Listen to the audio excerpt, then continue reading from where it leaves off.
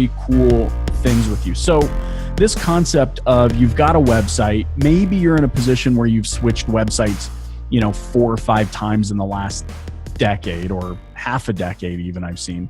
And it's for the same reasons. Man, we bought this. It was supposed to get me more traffic, leads, and sales. And by the way, I know this is what website vendors are out there pitching because I used to be one of them. Back in the day, Flex Dealer migrated from a bi-weekly publication of an automotive magazine, kind of like the rags you pick up at a gas station for free that just have a bunch of advertising in them from dealers. We migrated from that business model into full digital, and we developed our own custom website software and platform. It wasn't built on WordPress or anything. Like, we built this thing from the ground up. And so I cut my teeth in the earlier days as a website vendor. And the pitches were all the same, man. Hey, our website's different because it's going to help you get more traffic, leads, and sales. Our website's different because this gadget and gizmo's going to, I don't know why I'm all of a sudden from the Bronx, but from Brooklyn, but do you know what I mean? The pitch Right. is always the same. Here's the thing though. Here's the problem with that. If tech really is the differentiator, okay, if having this website versus this website will truly deliver you results, why are there millions upon millions of WordPress websites? Okay, if tech really matters, why are there millions upon millions of WordPress websites out there that aren't getting results? You see, if success is predicated upon tech alone to get traffic, leads, and sales, then every WordPress website in and of itself should help you get a result. It doesn't. Right. It doesn't. Yeah. There are people that have WordPress websites that are banging. There are those that are just like, I don't know what to do. Maybe I need to switch to Joomla, or maybe I need to go to this website. Right. They told me this gadget and gizmo. Dude, it's not. And the reason is because your expectations have been misguided. Your website is nothing. Dude, your website is a hammer. Okay? It's a tool. Yeah. It's like expecting to have a hammer. If I had a hammer sitting on the desk here, it'd be like staring at it and wondering why the pictures haven't hung themselves. That's all your website is. It's a tool. So It's not about just having a hammer. It's about, how do you hold it in your hand? How do you, it's about putting in the work. You've got to do something with it. I think we could all agree that hanging pictures sans the hammer, without the hammer, is going to be really difficult doing with your bare hand. So it serves a purpose, but your expectations of its purpose are misguided. And that's kind of where we're at with technology alone. A website in and of itself will not garner more traffic, leads, and sales. It just won't. It's all about what you do with it. Okay. It's all about how you use that tool to get the desired outcome. And so, in my observations, there's really 3 things that we can key in on. And dude, if I'm getting all ranty, stop me, right? Because I'm just, you can tell I'm just like, oh man, this is stuff that really matters. So we know the problem. The problem is we've got misguided expectations of tech. Okay. Yeah. Just like a hammer, the tech can help you streamline, right? Because it'd be difficult to get the nail in the wall with your thumb. So it serves a purpose. Your expectations of its purpose are misguided. That's problem number 1.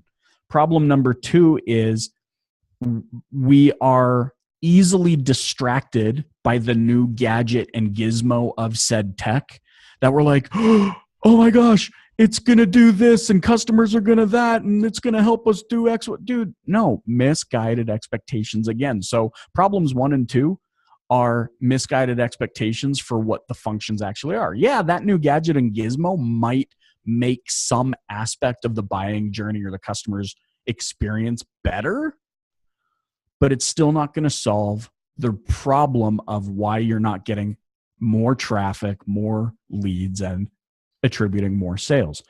So how do we turn this around? I'm going to take a drink. That's the first step. Okay.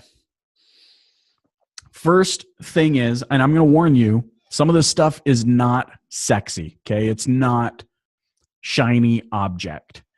It is some fundamentals that you probably already know you should be doing but aren't doing. my How guarantee. common is that? It's so common. Like, You got these dude, fundamentals that you know you should be doing, right? And always. you just skip them because it's that simple, and it's hard to even comprehend that it should be that simple. Dude, there's people watching this right now that are scrubbing forward, they wanted to bypass everything I just said about the problems because they just want to get to the meat of it. It's out of yeah, dude, it's out of sequence. People probably do that all the time on your training program, where it's like, dude, Grant, man, like, that's why we actually, that's why we created quick fix solutions and pick your problem, because people they gravitate towards that. Grant's got this awesome example. I mean, years ago when he was still in the Beverly Hills office, he was sitting down with me and Jared, and he's like, one of the problems with training is, for example, he goes, I had this book on how to play blackjack better. Right. And I opened it up to the middle, and I read this one chapter, and I got this little nugget, and I immediately ran downstairs and started playing, and I lost my ass. Yeah. Right. I had to go back upstairs and read everything up to that chapter and then everything after it before I had a real understanding of what it was. So because it's out of sequence. Yeah. And looking for a quick fix or just a quick solution to a game, you need to know the whole game, the start, the change in the middle, and the finish at the end.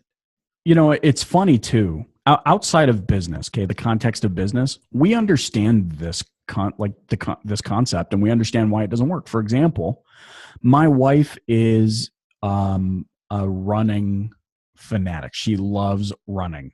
Okay, she didn't always run though. I mean, it's only been a couple of years, I think, that she started running. Well, she set a goal and she said, I want to do this half marathon, which I don't know what that is. I think it's 20K or 23K or something like that. And dude, she didn't go out the next day and start running 23K. She started with half K.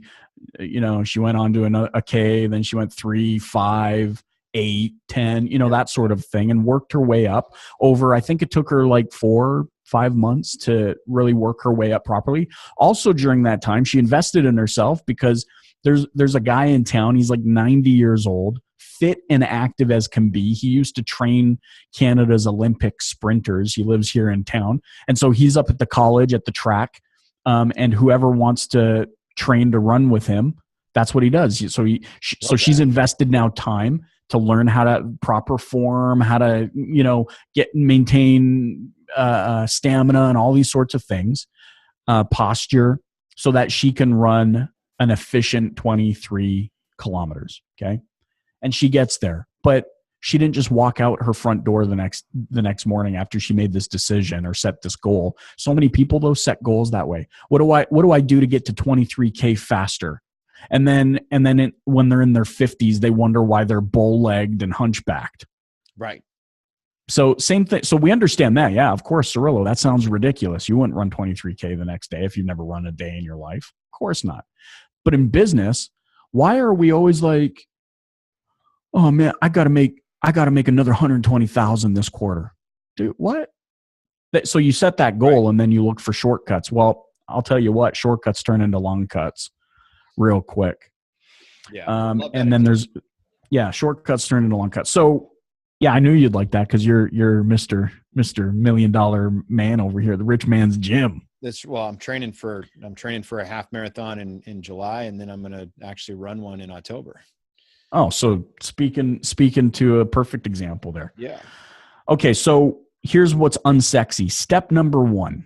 Okay, I'm going to break these out. 3 Step number 1. Steps. I think we've just found our title. Yeah, there it is. 3 unsexy steps to generating or attributing real revenue to your website. Okay. Step number 1 is you've got to have a plan. You know how many people don't have a plan? Like an actual plan. I'm not talking about a Post-it note plan. I'm not talking about a scrap piece of paper plan.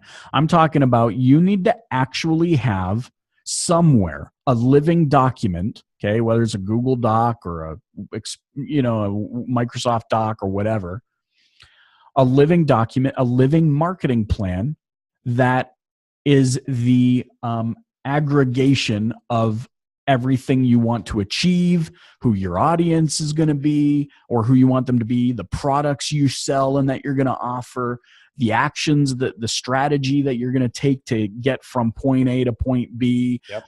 Threats to your business, the opportunities, your strengths, your weaknesses. You need to have a marketing plan in place. If I'm going to say it this way. Benjamin Franklin supposedly, okay, I'm saying it supposedly because we don't know 100% that he's the one that said this. Benjamin Franklin supposedly once said, if you fail to plan, you are only planning to fail. Right. So you're right. This is not sexy. Dude, it's not sexy at all. It sucks. It takes work. Right. And in even breaking it down into that context, you're not going to have a marketing plan overnight. This is going to take you some time, especially if you don't have one currently.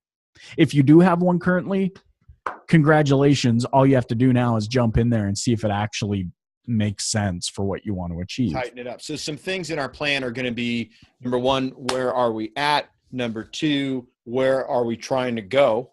Right. Mm-hmm. And then what do we need to be doing on the daily to get closer to this? Yeah. Right. Yep. So and here's a key to that. A key to that is you also need to know who your audience is. Audience. Okay. Targets, measurements, audience. Targets, measurements, audience, threats, your strengths, your weaknesses. You need to have this stuff. Okay. Can you just touch on, because so let's just use automotive because it's an easy example. So when we say audience, right, it's very easy to think or to simplify that into, okay, are they breathing? Yes. Do they have a license? Yes. That's my audience. Right. Can they get, we could refine a little bit more. Can they get financed? Okay. There's my audience. Right. So it's like, what does that mean though? Like, what's my audience? So, well, here's a really easy way to identify your audience. Okay. Yeah. Log into your CRM, look at everybody over the last 2 years that has purchased a vehicle from you, and analyze or extract any little piece of information you can get to learn more about these people. For example, you might say you're a Honda dealer and you've sold, 400 CRVs or Honda Pilots in the last year. And when you look at the Honda Pilot sales, you realize that most of them have been made by families, people with families, right? Mom's a soccer mom, dad's a, weekend expedition, kayaking, like all those sorts of things. Right. And you kind of notice that trend. Well, immediately in your marketing plan, you can say, oh, wait a second. We want to attract more families to purchase the Honda Pilot. And then here are the ways we're going to do that. And I'm going to talk about how you do that in step number 2. So, but knowing your audiences, your audience segments, it's not just new car, used cars, lease, finance, service clients. It's the real nitty and the gritty. So you talked about things like soccer mom. You talked about things like the husband who likes to do kayaking on the weekend. So these are the niches that are starting to have some commonalities and some trends. Buyer personas. Right. And how often, just out of curiosity, how often does that match what the OEM typically puts out? Well, here's what's interesting about this is if you had to guess. Okay, and I don't have a specific number, but we can make some pretty calculated assumptions here. If you had to guess how much money the OEM spends to do market research, segmentation, come up with buyer personas, like, come on, man, they're not sitting in a boardroom saying, well, Chevy just came out with this crossover SUV. Maybe we got to do the same. I don't know who I am right now, but that's not how they do business. Right. They are building vehicles to supply a specific demand. I mean, that's a business 101, supply and demand. Right?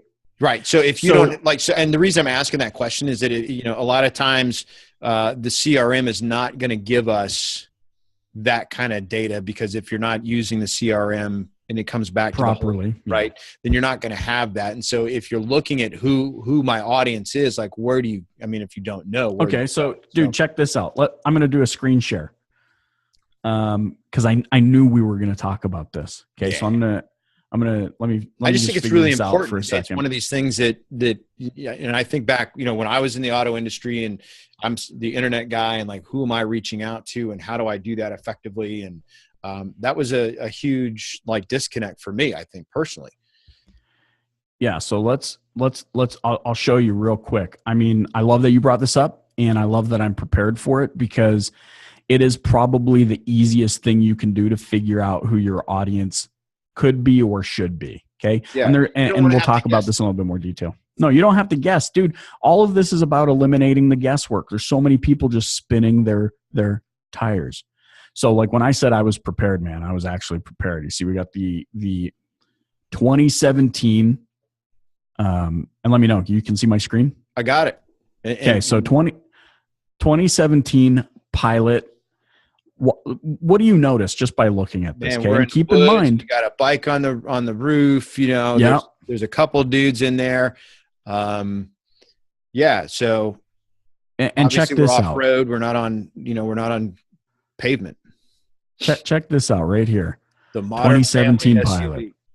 The modern family SUV. So if you had to take a guess, what do you already know about the ideal audience of this vehicle? This is the first page, by the way, of Honda's website. Yeah. For this vehicle. Well, watch this, because they tell a story here. Again, bear in mind, they're spending millions of dollars on this kind of research. They've hired, you know, the VaynerMedias of the world to help them come up with this stuff. So we look at the next slide. Roomy, refined, and ready to go. Why would that? Who's that important to? An old lady? No. Come on, man. Right? That's next step. Mom and dad, kids.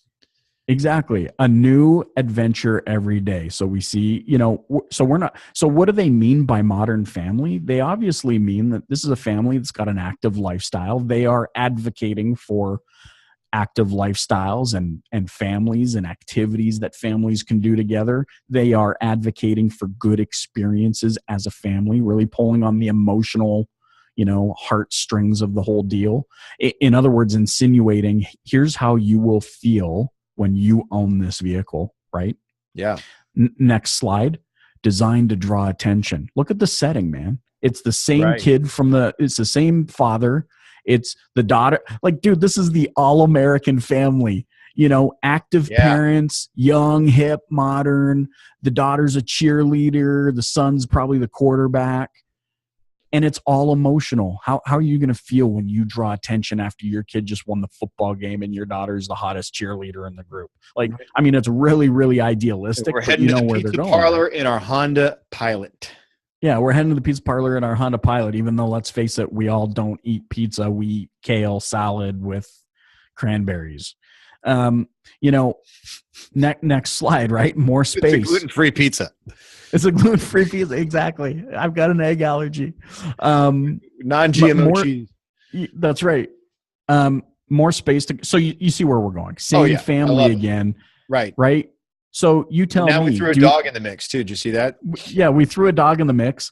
We're camping. We're lifestyle. There's a fishing reel thing here. I think that's what that is. Yeah, because he's got a stick in the creek. I don't know what kind of fish are hanging out in that shallow of a creek, but trout. Okay, fair.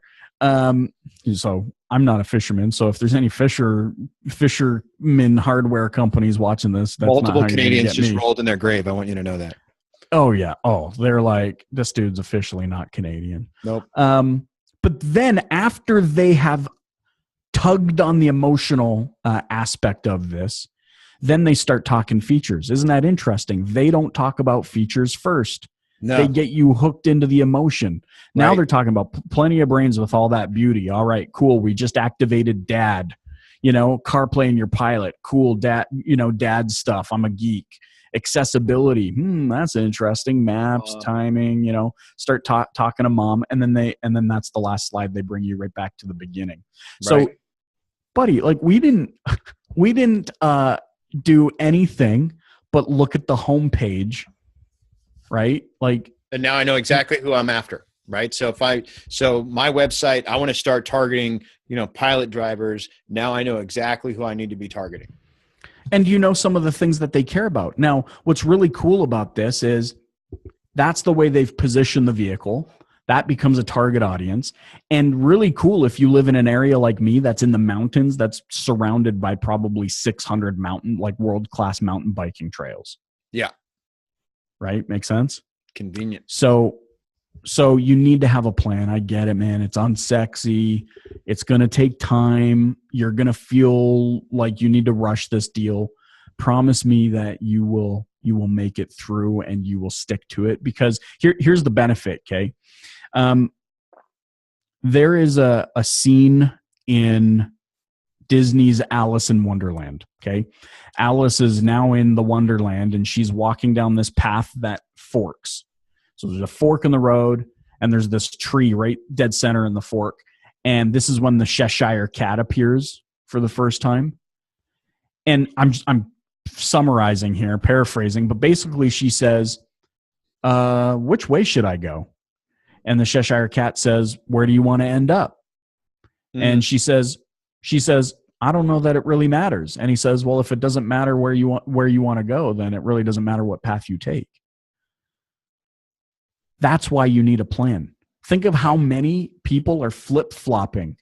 A vendor calls them up, because I know you're getting bombarded by vendor calls day in and day out. Vendor calls you up and talks to you about the new shiny gizmo and gadget, and you stop everything to consider this because you think it's going to help you do what you really want, not realizing that it's completely diverted your attention and moved you off course. So you need a plan because it keeps you on focus. It helps you understand your audience. It helps you understand how to play to your strengths, amplify your strengths, diminish or amplify strengths, not weaknesses, basically. Right. And we say the exact same thing to our clients, which I think is highly interesting as well. So it's like, sales training tends to get lobbed into this idea that it's an activity, right? That it's something that you should do.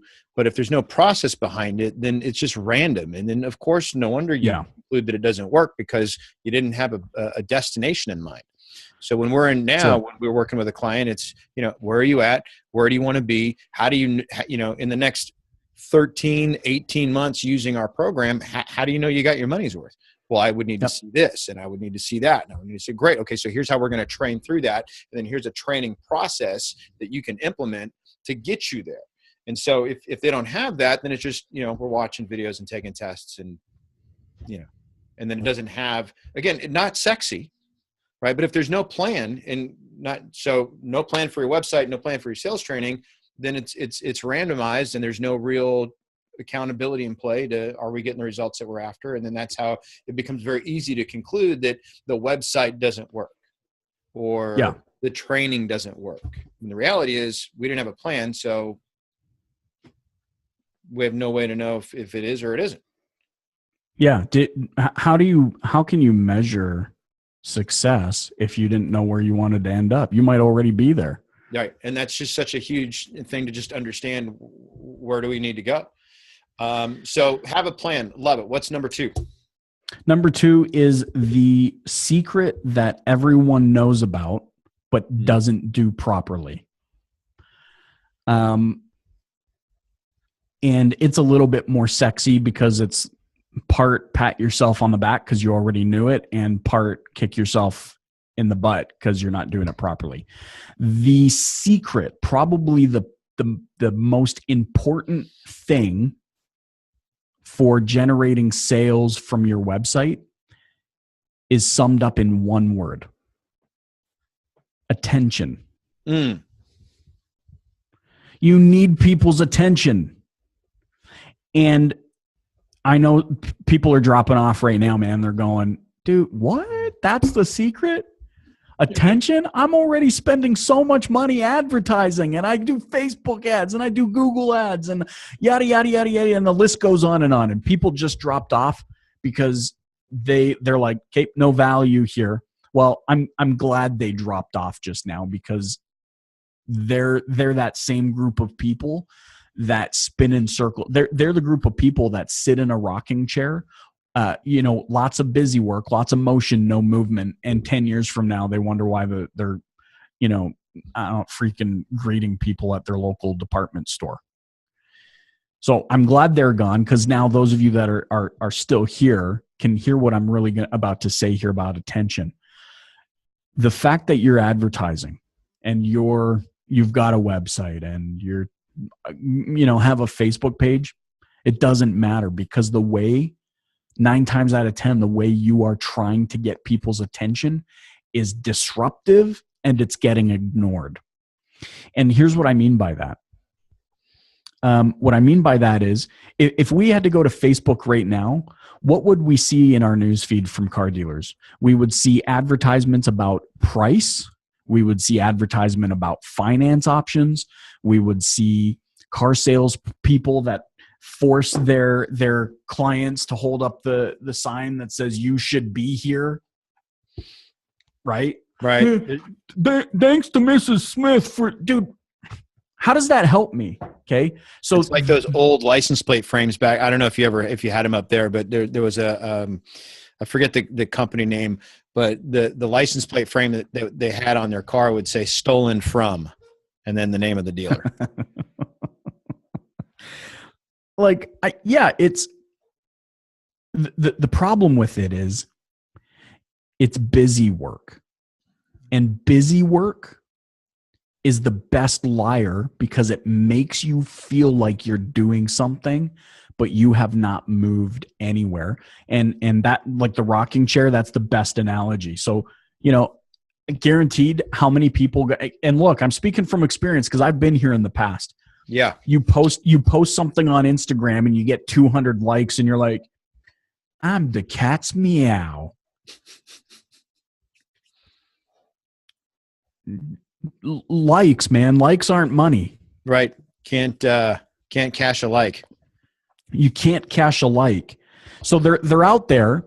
They understand that the secret is getting people's attention, but they're not going about it in the right way. So what do they need to do? They need to reference back to their marketing plan that they now have. They need to say, all right, step 1 is we need to talk to the Modern family in Morro Bay, California. Right? Right. What are we going to do? Not how are we going to do it? Okay, so many people get stuck up on this how concept. What's the first step I'm going to take to help us get to our goal? And the way you do it, you ready for this? Because it's kind of also unsexy. Can I guess? Content. Yeah. Oh, sorry. No, that's all right. Content. Yeah. Listen to this. 78. You ready for this? I'm going to start throwing out stats like I know what I'm talking about. 78%. Okay. 78% of online shoppers. Yeah. Yeah. So 78% of online shoppers say that companies who produce content are interested in having a good relationship. How many times have you said this? I know I've said it a million times. Relationships of trust. Like, you purchase things from people you both like and trust. Right. Therefore, the key to, and we're talking about high ticket items. If you didn't have faith in a realtor, they're getting kicked to the curb. How many people are going to feel, or a realtor who turns around and they're like, and we see this trend. It's weird. I don't understand it. They're like 3% realty, and now it's 1.5% realty, and everybody's trying to like cut on commissions to make themselves sound more valuable. Dude, I don't want to buy a house from somebody that's only making 1.5% commission, because that means that they are not putting in the work. Right. Probably check this out. Yeah. We're going to talk about this is a prime example too. And I'm glad we're able to step into the real estate field. Right now, my in-laws have been debating moving up here. Yeah. So we're on the hunt. We're looking for things in their budget, things that, and my father-in-law doesn't want to step out of his comfort zone. They're retired. They're on a fixed, it's the whole thing. Right. So we're looking for, we're in a specific price point, specific location. We find something that was perfect. I mean, right. Yeah. Took me a week and a half to actually get a realtor to call me back. She sets an appointment with us. to come see the property. When we get there, we find out that it's for the house.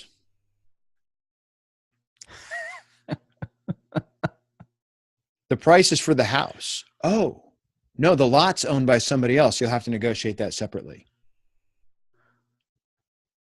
Cool. And you think it's appropriate to market your... I mean, I just went off on this woman. I mean, just, yeah. I mean, yeah. It's like from... How is that providing value? Like, how is that providing content? How is that being of service? I mean, it's like just legit old school bait and switch. Well, and what's fascinating about that, and you know what? The lot costs more than the damn house. Like, as if I'm going to step up, like, no, like, how is that remotely a good idea?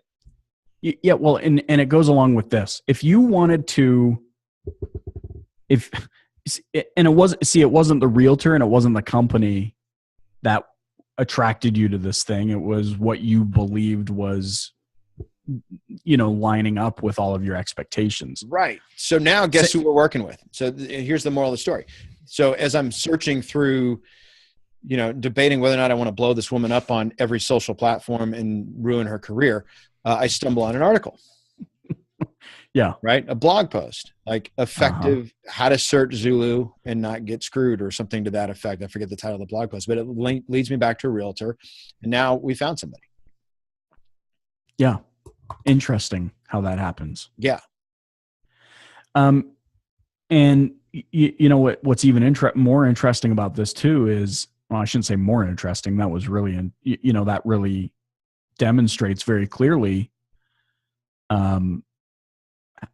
how consumers are making decisions today, right? Like, I don't know what it is in the States. I imagine it's pretty similar, probably a little bit higher, but dude, 61% of Canadian shoppers say that content in what we call micro moments, or like I want to know moments, help shape their purchase decisions. Yeah. And I mean, and look, you've just shared a perfect example of what that looks like. So how do we get their attention? We get it with content, not just any kind of content that is about them.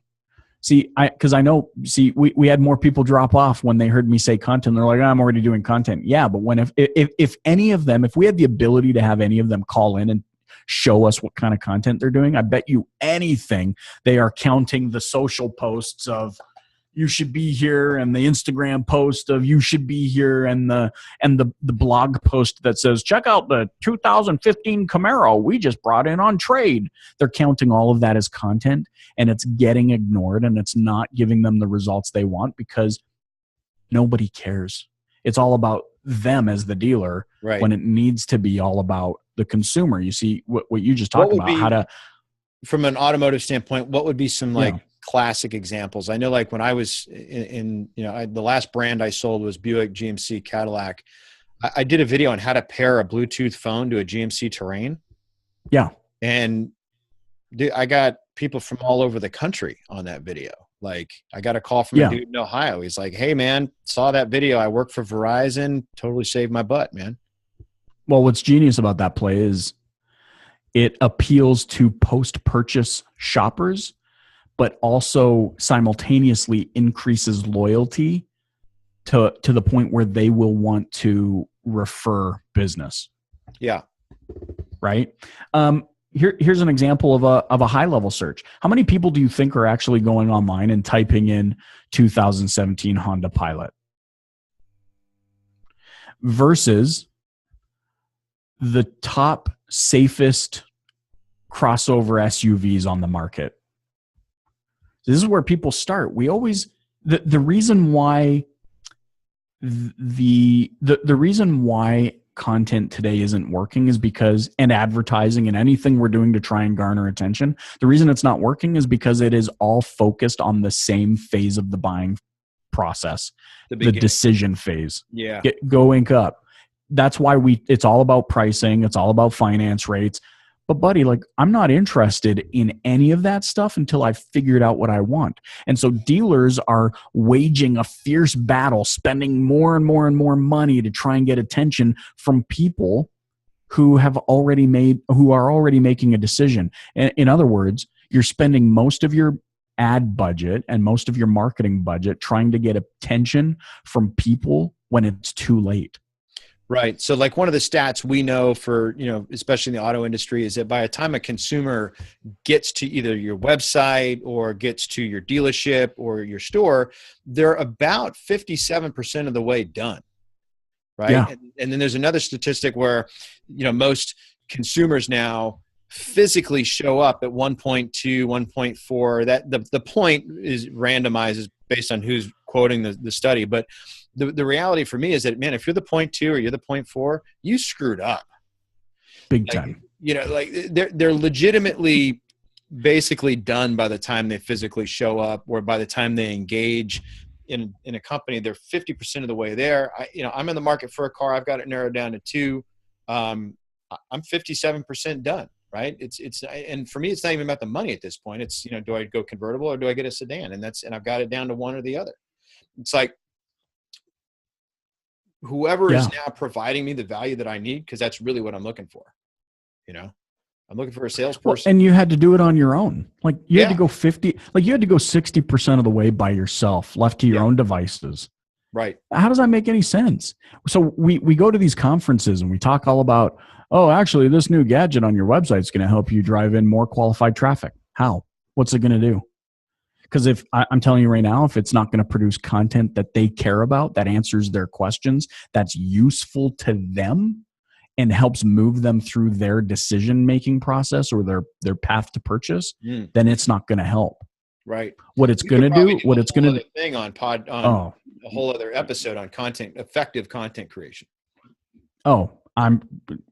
Buddy, there's information for days about how to do this effectively. And I mean, just so everyone knows, I'll throw in this little side note here, which is I'm not one of these guys that just talks about this because I read a Google, article about the effectiveness of content. I've built my entire business. My entire business has been built on generating revenue from doing exactly what I'm talking about right now. Boom. Love it. Okay. So we've got have the plan. Have the plan. The secret then is get attention through effective content, right?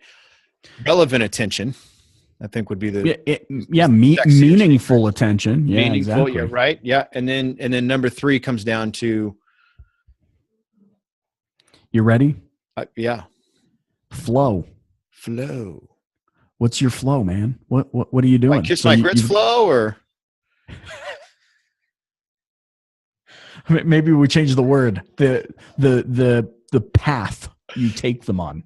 Flow. So we all know that flow with a W. Yeah.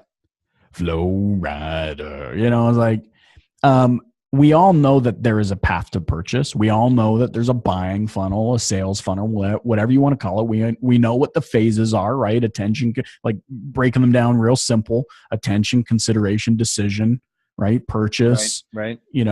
Post-purchase stuff, the loyalty and retention and all that kind of stuff. Yeah.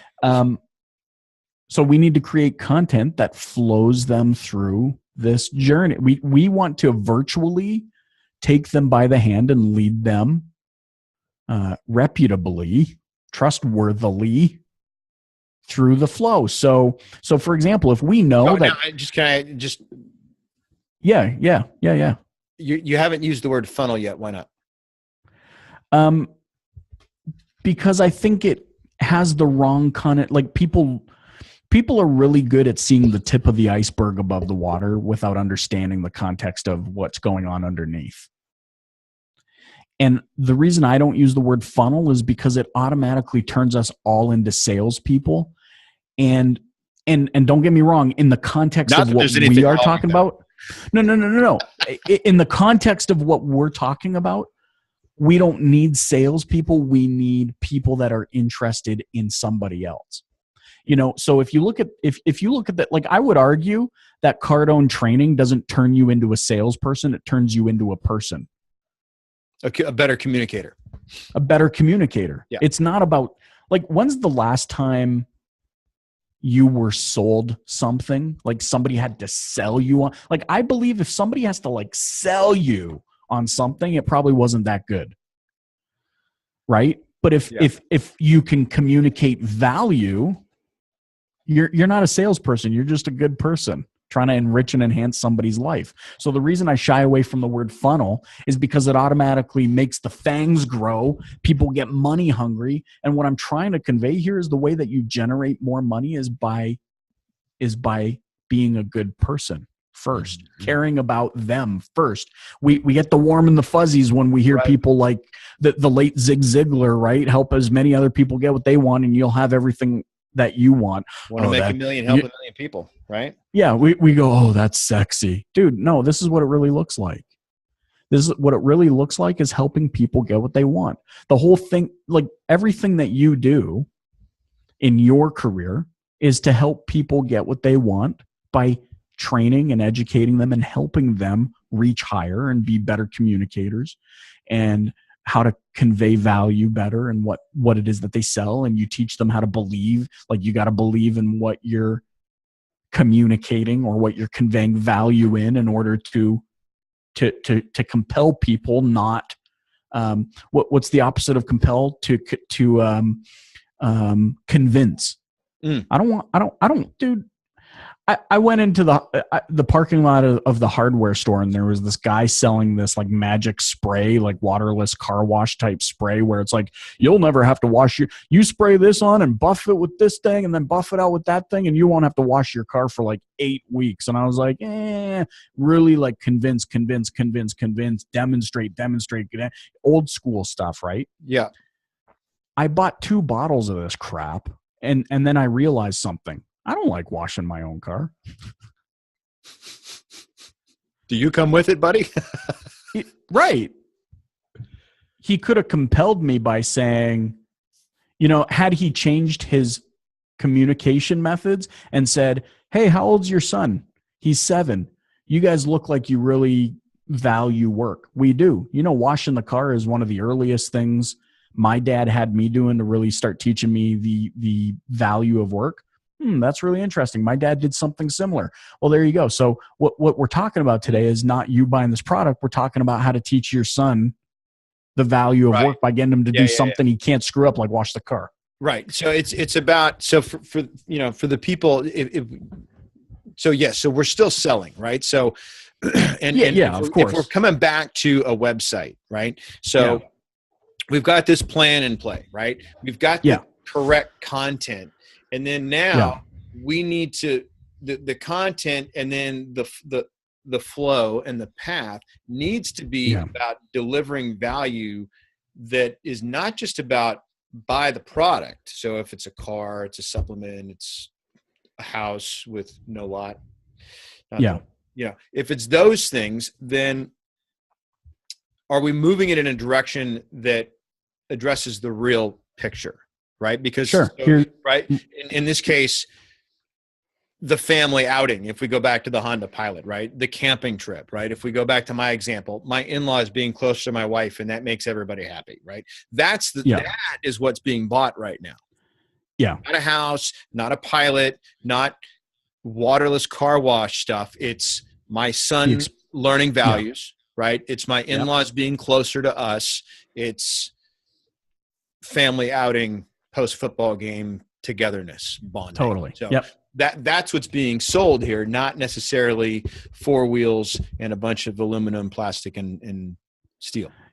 Yeah, you're getting their attention about about a very compelling experience, emotion, value, whatever it is.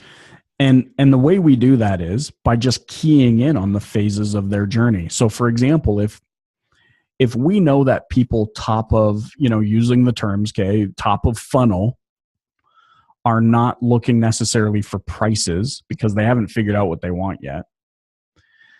And they're sitting up there saying, well, safety is important to me. Okay, I guess you know what I'll do? I'll look for a list of the safest vehicles you can buy today. What happens if you have a blog post or a video on your website that talks about the top 10 safest vehicles on the road, both entry level, mid level, and luxury level? And at the bottom of that blog post or at the end of that video, you say, hey, click the link to find out the 5 unique. Let's do it in the context of the Pilot, since that's what we were talking about earlier. Because families are going to be interested in safety. I mean, I know I drive an SUV and I've got 3 kids under the age of 8, so safety is obviously an important thing. My wife tells me. So no, I'm just kidding. So we do this. We catch them about what they're interested in. We get their attention on their terms. Top 10 safest entry level, mid level, and luxury level SUVs on the market today. And that's the post. Boom, boom, boom. We list them out. The call to action on that post is find out the 5 most unique safety features on the 2017 Honda Pilot. And they click that link and we move them to a page, not a blog post. Now we're talking about a page. We want to drive these people into like some evergreen, value about this vehicle. It kind of changes the psychology a little bit. Blog posts are more casual, more like friendly. A page on your site's kind of like the brochure now. We want to move them along and start shifting their psychology a little bit. So we bring them to a page that, lo and behold, talks about highlights the 5 most unique safety features of the Honda Pilot. That page has a call to action, and that call to action is view our Honda Pilot color selection or something. Right? It's all psychology of getting people to move. They click that, and it brings them to a dedicated search results page that only, this is the key, only shows Honda Pilots. Man, big pet peeve is when people do this crap and it's just, here's every single piece of inventory. This is where tech providers, this is the misguided expectations. They're like, oh, well, you can filter your inventory just like Amazon. You can dude, no, just stop. It's not the same thing. Right. Because I know I can't buy this car online yet. So we bring them to an inventory search results page that only highlights the Honda Pilots you have in stock. None of this, we could, get our best price and find out if it's available. Shut up. Like nobody buy gimmicks. And then from there, your call to action is learn about this Honda Pilot. So they're on this list of learn about this one specifically. Yeah. Okay. Because you're going to have different trims. You're going to have different, options, all those different. Learn about this one. Boom. They click on it. Now they're on a VDP. What do people do on VDPs? And we've seen research and for those in the auto industry that are watching this, what does VDP stand for again? Oh, sorry. Yeah, there you go. Vehicle detail page. And in other words, it's your product page. Okay. Yeah. On Amazon, it's where you add to cart, right? You click to get more information. So we click through to this page. What's the biggest problem that most people make with these product description pages? Yeah. They add 700 calls to action that are all about the decision phase, the money. Get best price, get e-price, schedule test drive. What's my trade worth? Blah, blah, blah. Every call to action is targeted towards 10% of in-market shoppers who are in the decision phase of the buying process. Meanwhile, you just totally screwed everyone else that doesn't alienated the other 90%. So, I did an episode of the Dealer Playbook podcast with a guy named Ollie Gardner. It's episode 116, I think. He is the founder and CEO of a company called Unbounce. All Unbounce does is landing page Great stuff, name. right? Ollie, right? No, Unbounce. What does that remind? Oh, Unbounce. I thought you were going to say Ollie's a great name. It is a great name. It reminds me of Huckleberry from what is it? From Police Academy, right? He always used to play these pranks on the team, and they'd go, Ollie oxen free. Yeah. Anyway, I digress. Yeah. 700 options. Here's what Ollie says. You will see an immediate 30 to 50% increase in conversions if you get rid of all of the other options that don't matter, okay, and make your call to action more specific. So you'll notice my calls to action and 33% increase. 30 to 50% increase depending on the market, okay? For car dealers, I would suspect it's going to be closer to 20 to 30%, and there's a variety of reasons, outside factors that contribute to that, right? But here's kind of the science behind that. Have you ever you guys have a really cool like walkway there down by the beach. I'm sure there's an ice cream store down there or something like that where you can go in and get some ice cream. And a lot of people get compelled by this type of a headline. 187 flavors of soft serve ice cream. And we go, that sounds like such a good idea. And then we get in there and we see rows and rows and rows of ice cream. And we're like, I don't know what I want. And you're spending all this time there. Okay. Listen with the contextual ears. You're on the page and you're spending all your time on this page saying, I don't know what I want. I don't know what I want. I don't know what I want. Well, studies show that if there are a ton of options, customers will actually go two routes. They will talk themselves out of making an option altogether, making a choice altogether, or they are likely to be less satisfied with the option they made. They're like, oh man, maybe I would have been better with Neapolitan or pralines and cream, but I'm sitting here licking bubblegum flavor. Like, was that the right thing? Like, would I have been happier with my decision if I got the pralines? Right. So same thing applies to your website. When you have multiple options, you're putting people in a position where they either get overwhelmed to the point where they won't make a choice at all. They bail. They bounce, they're gone. Right. Or they are less satisfied with the option they made. They're like, it only gives me best price, finance, like apply for credit, schedule a test drive. I guess schedule a test drive is the closest to what I'm looking for, but I don't know. And then they submit it. And how many times have you had this happen where you get the lead, you call them up and they're like, yeah, I'm not really sure what I want. Like, and you go, stupid website doesn't do anything for me. Right. So how do we actually get attention and then make something happen from it? You get their attention by producing content that addresses them at every phase of the buying process, and you put them into the flow. Now, if somebody had gotten themselves to the second phase, the consideration phase or the wanting more information or whatever, and they entered your site in on that second page I talked about, which was the 5 unique safety features of the Honda Pilot, cool. You're still funneling them through. You just didn't do it from the beginning, but you still caught them earlier on in the buying journey to then get them in and say, oh, now look at our color options. And we look at the color options and then learn about this specific SUV. And then they click on it. You need to determine what your highest value objective is going to be that both aligns with your business objectives and their desires. What you're describing to me sounds like a far more organic way of going about making a decision on a product. Yeah, and the reason it's organic, like if you just think about like how you buy something. Yeah. What you're saying, and I like the fact that, and that's why I asked you about funnel was, you the first, flow path. It's like, this is how somebody's going to flow through their purchase, and whether that's a car or whatever, doesn't even matter. Yeah.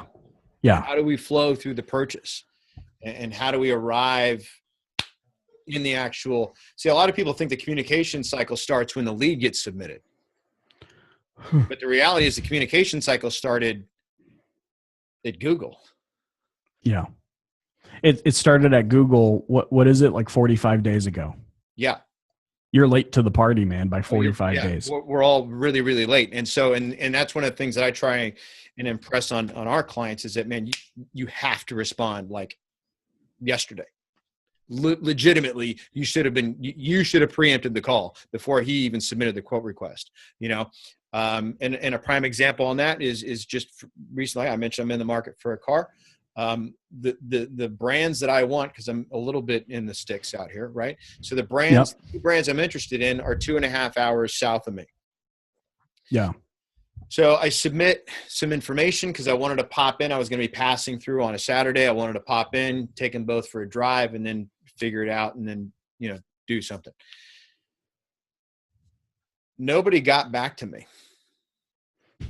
I got no phone calls. So I'm like, all right, I'm just gonna walk in cold. I go into the first dealer, meet a nice guy, takes me on a drive, tell him I'm not ready yet, no problem.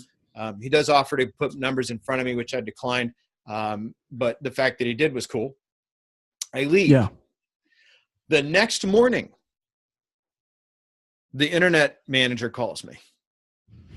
Hey, are you still in the market for the yada yada?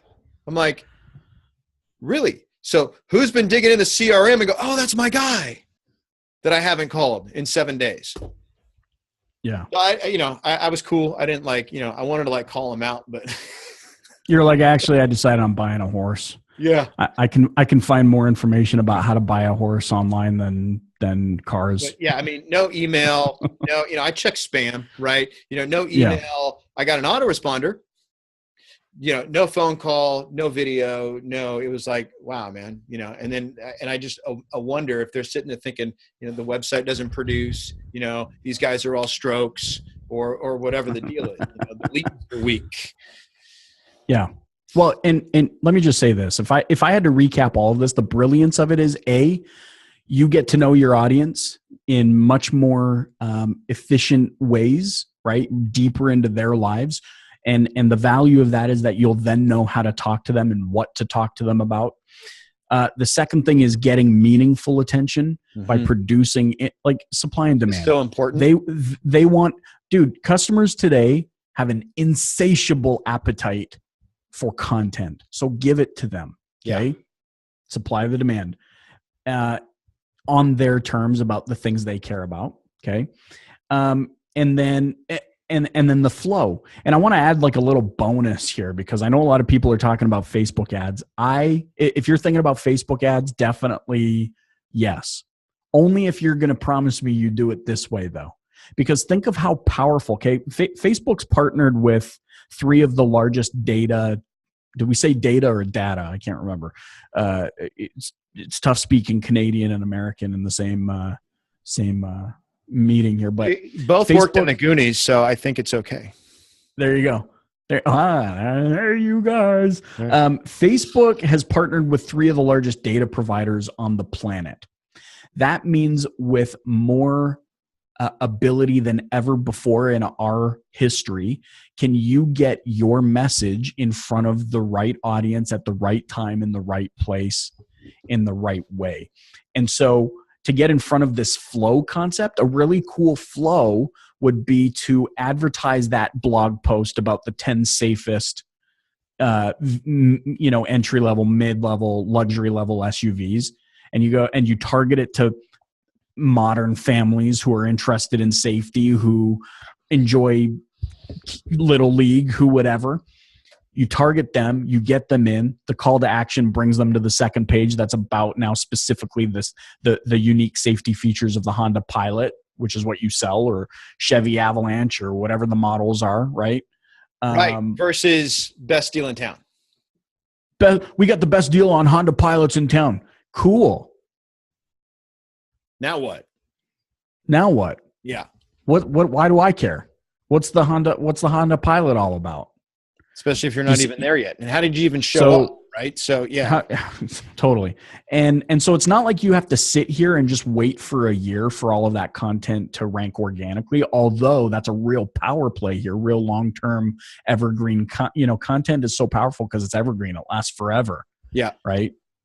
But this is a way that you can spend, and because the information is going to be more relevant to your audience, Facebook is going to reward you by making you spend less than if you're trying to target where all of the competition is, which is the ready to buy, in market, decision ready customers. Well, there's a nugget, right? Facebook, even Google rewards relevancy. Yeah. No, and it's cheaper if we go back, or more cost effective. Yeah. There you go. You had mentioned at the very beginning, before we went live or started recording, you've got an ebook.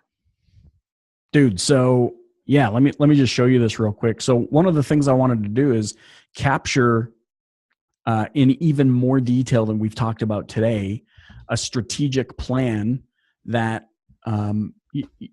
business owners, marketing directors, salespeople could use to help them garner more business from their website, no matter what platform it is they're using. I don't care if it's WordPress. I don't care if it's dealer this and dealer that and whatever it is.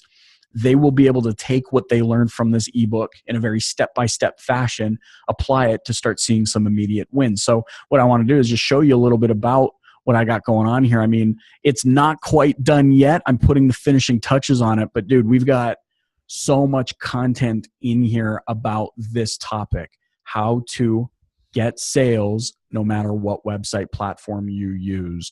And we touch on it in a very, very conversational way. But as you can see, there is boatloads of content in here. So what I thought would be kind of cool is if we gave this away for those that are watching this right now. They can get early access. In fact, they can get pre-flow access by just hitting, just hit you up in a direct message on Facebook or LinkedIn, or hit me up direct on Facebook or LinkedIn or Twitter or whatever, and just say, hey man, get me a copy of that ebook, and we'll put you on the list here and send out the PDF. But you're going to get the best information I have, absolutely free, on how you can start doing this for your business. And really, yes, we've spent a lot of time talking about the context of the car industry, but I don't care if you're a chiropractor, a healthcare practitioner, a fitness expert that wants to grow your clientele, and you got a website, Realtor. You don't know what to do with it, realtor, car dealer, you'll be able to take this information, apply it to your business so that you can start seeing some wins. And that's really what, that's my whole desire, man. I want to help people grow to the next level, and they can do that by getting a copy of the ebook. Love it. Well, man, you dropped some big, fat, juicy bombs today, as promised, as delivered. I love the fact that you practice what you preach, that you do deliver amazing content. So for those of you that are thinking about, hey, who can help me with, my website, who can help me with growing my business? If this is the value you're getting right now for free, imagine what this guy's going to do for you when you're giving him money. So how do people find you? Hit me up on social, man. Facebook, you can find me. Just type in my name and you'll see a picture of this strapling brute you see in front of you. Twitter, LinkedIn. I'm hanging out a lot on LinkedIn these days. That's how this whole conversation started. Yeah. Connect with me on LinkedIn. Send me a direct message. You're not going to get some weird robot. I manage all of my own social media. So when you're chatting with me, you're actually chatting with me.